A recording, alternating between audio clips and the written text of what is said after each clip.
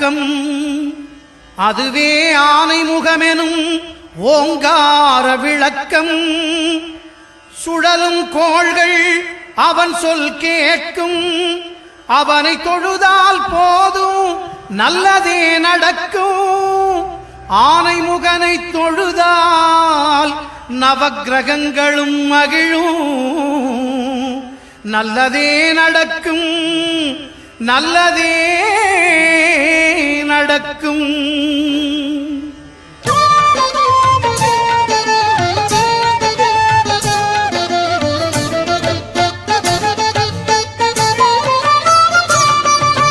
ஒன்பது கோளும் ஒன்றாய் காண அங்கு கற்பகம் என்னும் கடவுளின் மெய்யில்.